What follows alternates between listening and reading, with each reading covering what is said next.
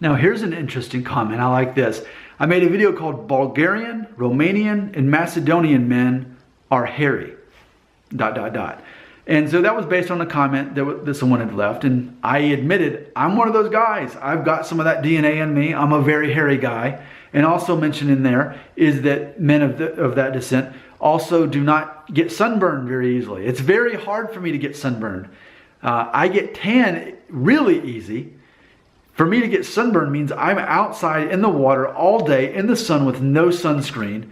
Even then, if I'll just put in aloe vera gel, I won't get burned and it'll turn brown the next day and I'll be tan for like a month. I tan very easily and I'm a very hairy guy. So in response to that, someone had commented, and I can't pronounce it because it's in a different language and different script, but here's what they said, quote, "Having a dark beauty mark or mole on your cheek is a typical feature of the Balkans, particularly in Bulgaria, Macedonia, and Romania. Also, Slavic is not defined by your skin tone necessarily.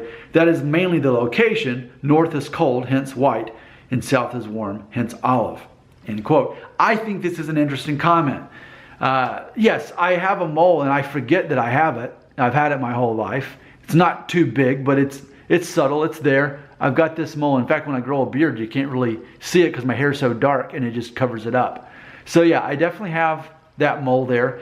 And because I've had it my whole life, I forget about it. But yes, that is one of my trademarks, my mole. So it makes me wonder though, and I'm going to quote this because I don't want to be misquoted. I want to quote someone else when he said that the dark beauty mark or mole on your cheek is a typical feature of the Balkans, particularly in Bulgaria, Macedonia, and Romania. See, I think that's interesting that there are people of a certain specific part of the world where they're more likely to have a mole, a dark mole on their face, right? And he did say on their face, right? On a cheek. They're very specific. On your cheek to have a mole. And I think it's very possible that decent, that little nugget of that DNA that I've got, that I've shared with in my videos before, that goes back to my heritage on that part. And I always say, even if there's just a little bit of DNA that you got coming from somewhere, you take that out and you're not the same person. You wouldn't exist. So I can find it very easy to believe that I have this mole because of that. I also think of Robert De Niro. He has also one on his face. He's only roughly a quarter Italian, but who knows? Maybe through that same ethnic mix of Italian that he also, because, well, in theory, Robert De Niro and I are equally the same amount Italian, but he hasn't done a DNA test to prove how Italian his Italian line is. So, yeah, that's interesting. So maybe Robert De Niro and I are related somehow, and maybe we both share the same DNA via Italy, but it actually came from somewhere else along the way.